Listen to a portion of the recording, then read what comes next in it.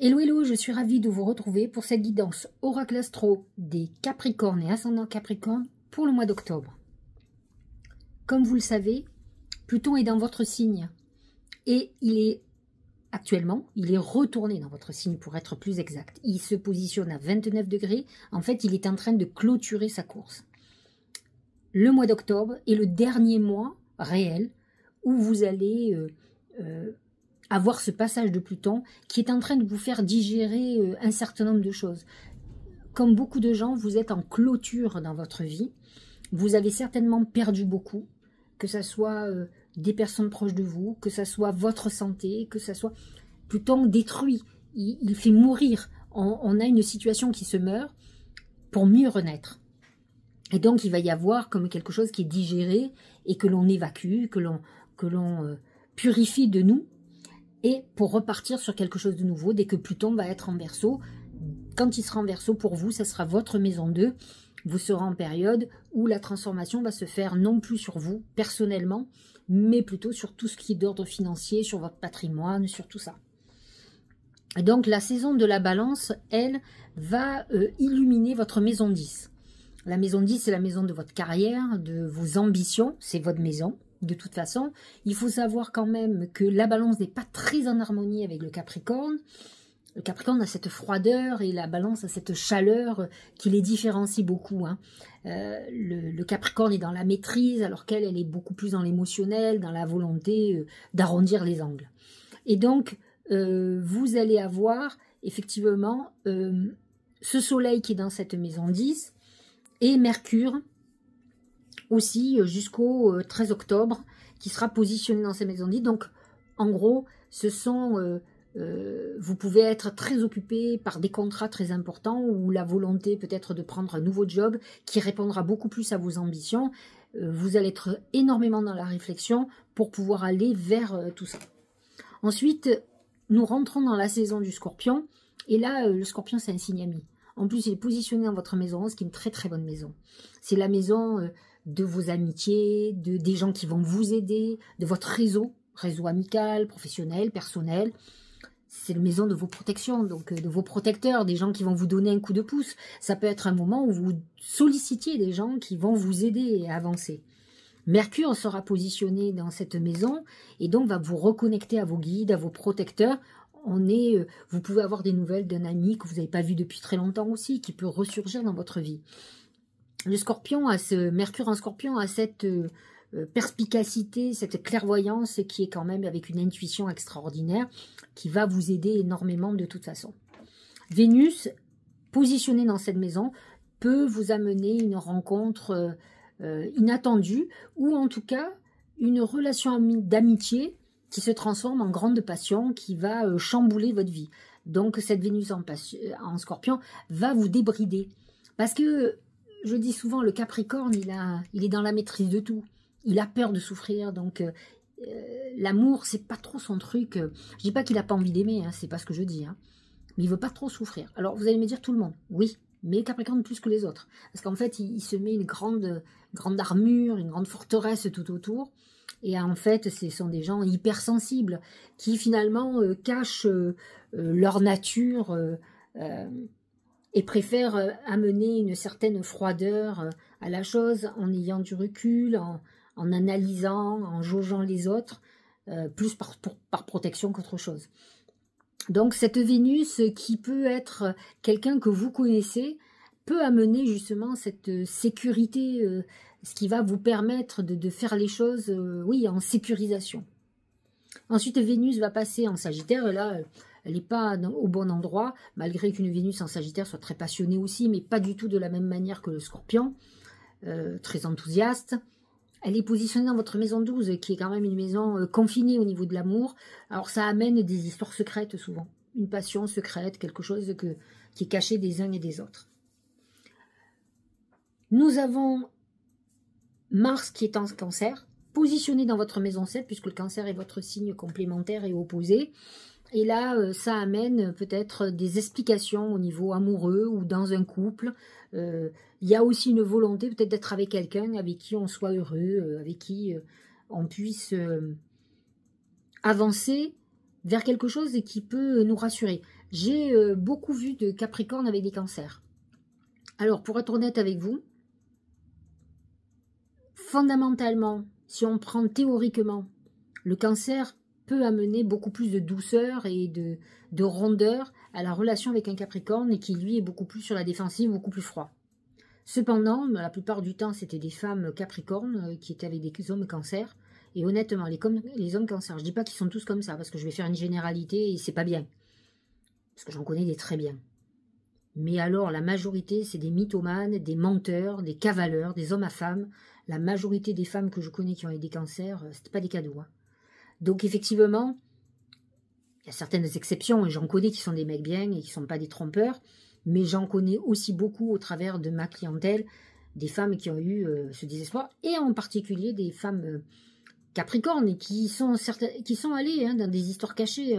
Moi, je sais pas, quand vous avez un mec qui est en couple et qui a une maîtresse à côté, s'il est en fin d'histoire, il va la quitter. Mais s'il la quitte pas, c'est qu'il ne compte pas la quitter et qu'il a l'habitude de la tromper. Et que finalement, ça lui plaît bien. Donc en ce moment, c'est vous, mais demain, ça sera une autre. Donc je pense qu'il vaut mieux lâcher prise dans ces cas-là avec des histoires comme ça, quoi. Alors, le poisson, lui, signe ami, il est justement positionné dans la maison 3, qui est la maison de la communication. Alors, c'est pas le mois d'octobre qui est particulièrement aspecté, hein, puisque de toute façon, toute l'année, Neptune et Saturne seront en poisson. Donc, par contre, Neptune en poisson a pu amener quand même des problématiques au niveau relationnel, peut-être des quiproquos dans des discussions. Et Saturne vous demande quand même d'être beaucoup plus terre à terre. Peut-être, alors, c'est amusant de dire ça à un Capricorne, surtout que Saturne dirige le Capricorne, mais en tout cas, il amène un peu plus de consistance dans vos échanges qui peut-être étaient un peu trop idéalistes ou pas réalistes. Encore une fois, ce qui est très étonnant d'un Capricorne. Uranus est très intéressant dans le sens où il est positionné dans votre maison 5, il est là depuis un moment, et peut amener une rencontre brutale. Si vous avez l'âge de faire un bébé, vous pouvez tomber enceinte du jour au lendemain, par contre, hein, même si c'est difficile à venir, là ça touche particulièrement les derniers décans, donc vous êtes dans une phase où tout peut arriver au niveau de l'amour et effectivement de la procréation. C'est des moments où on est hyper créatif aussi, hein. On met en place certaines choses qui peuvent être très intéressantes. Jupiter, comme vous le savez, est en Gémeaux. Il y est toute l'année et une partie de l'année prochaine, 2025, jusqu'à mi-juin à peu près. Et là, positionné dans votre maison 6. Jupiter va vous amener quand même beaucoup plus de facilité dans les locutions, dans les échanges, va vous amener à chercher encore plus loin, à vous parfaire, peut-être à faire des formations, des choses comme ça. Jupiter, pour le moment, touche le dernier décan, au tout début du dernier décan. Et là, il va être rétrograde à partir du mois d'octobre, du 10 octobre exactement. Et effectivement, il va vous replonger un peu, peut-être, dans des remises en question professionnelles. Attention quand même à la santé, plus particulièrement dans tout ce qui est respiratoire, tout ce qui est, si vous fumez, si vous avez de l'asthme, des choses comme ça, à surveiller de près de toute façon. La nouvelle lune en Balance sera positionnée dans votre maison 10, donc c'est une nouvelle lune où on fait des vœux liés à nos ambitions, par exemple, professionnelles. Et la pleine lune, elle, sera dans l'axe 10-4, elle oppose nos ambitions à notre foyer. Donc, voyez où se trouve le déséquilibre. Est-ce que vous privilégiez beaucoup plus votre activité professionnelle aux dépens de votre couple, par exemple, et c'est peut-être pour ça que vous êtes seul ou seul. Donc, voyez comment vous pouvez rétablir l'équilibre pour retrouver aussi une harmonie ou un équilibre dans le côté familial et foyer si vous avez envie de faire un couple. Comme vous le savez, je regarde toujours la concordance de tout ce que je vous dis. J'utilise quand même l'astrologie comme une connexion, comme un support pour avoir des flashs. Et donc, comme je connais bien l'astrologie, moi, ce qui me passionne plutôt, c'est l'astrologie spirituelle.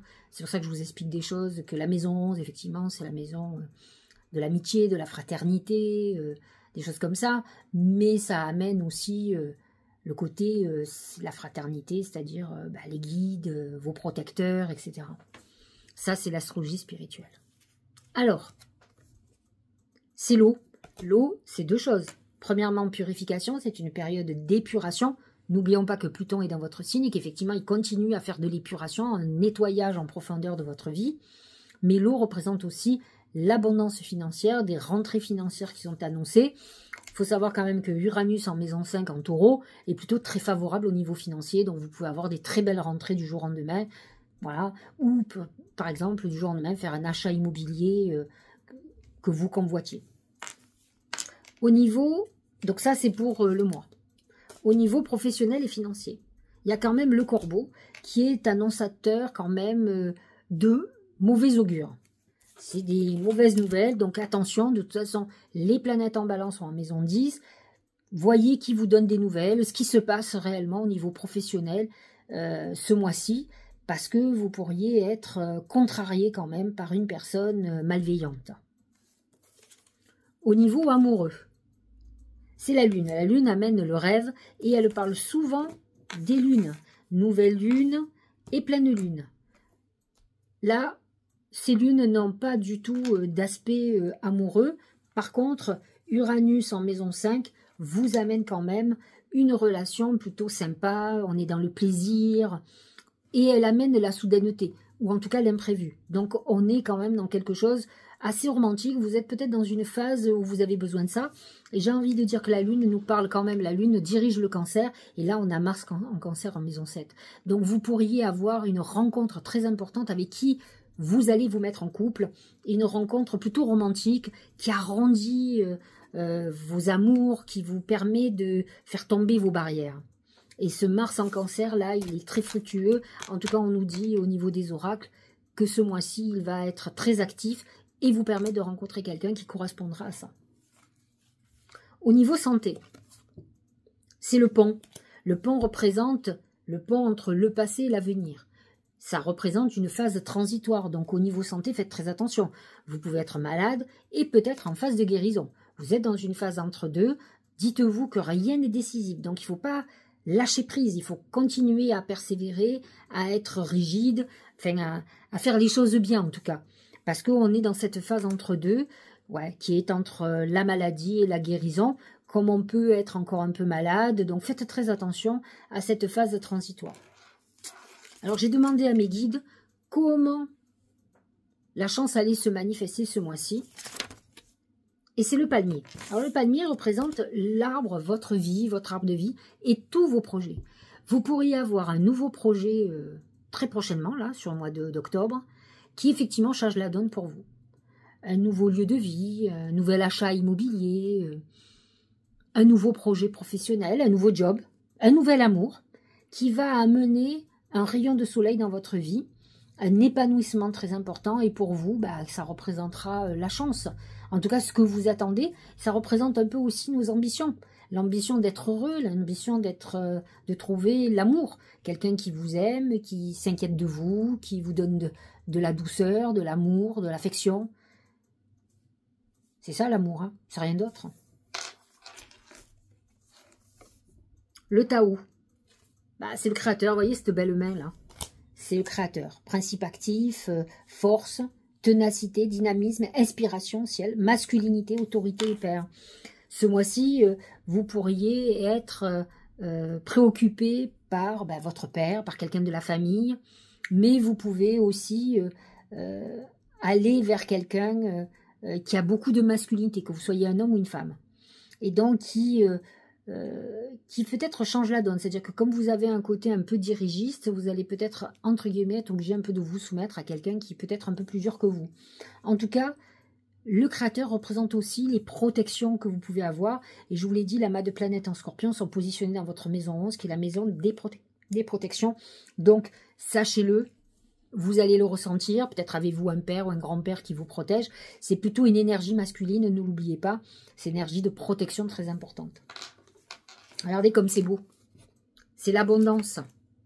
Sentez-vous mériter le meilleur sans aucune condition en contrepartie. Bah oui, bien sûr que vous pensez mériter le meilleur. En tout cas, vous êtes dans une époque de renouveau très important. Je vous l'ai dit, il y a des coups de chance. Uranus en maison 5 peut vous amener des coups de bol. Ça touchera plus particulièrement les derniers décans des Capricornes, hein, quand même. Ou ascendant Capricorne qui sont autour du 26 degrés, puisque Uranus est à 26 degrés. Jupiter dans votre maison 6, qui est aussi, indépendamment de la maison de la santé, c'est la maison du travail. Et Jupiter amène quand même la protection, c'est la protection de Dieu, c'est la protection de Zeus, celui qui dirige notre vie. Donc l'abondance, c'est quand même très favorable comme message. En tout cas, vous rentrez dans un mois fructueux pour vous, ne serait-ce que financièrement. Regardez, la victoire magnifique. Un projet qui vous tient à cœur se matérialise pour enrichir votre vie et impacter le monde. Tout à l'heure, je vous ai dit que j'avais demandé à mes guides comment allait se manifester la chance. Et il est sorti le palmier. D'accord? Regardez cet arbre. On a un arbre là aussi, qui sort d'ailleurs d'un rocher. Vous voyez, il y a un rocher, l'arbre, ça veut dire qu'il pousse malgré les difficultés. Il arrive parce qu'il doit arriver de toute façon. Et donc, c'est un projet qui se matérialise, c'est ce que je vous disais. La chance allait se manifester par quelque chose qui vous tient à cœur, qui va se réaliser. L'abondance vous dit que ça va vous faire gagner de l'argent. En tout cas, vous êtes dans la phase de réalisation importante. Que ça soit un projet personnel, un achat de biens immobiliers, que ça soit un projet professionnel, un projet amoureux, on est dans la concrétisation et dans le bonheur. La réalisation de ce projet va vous rendre heureux et heureuse. Donc, c'est ça aussi la chance. Hein.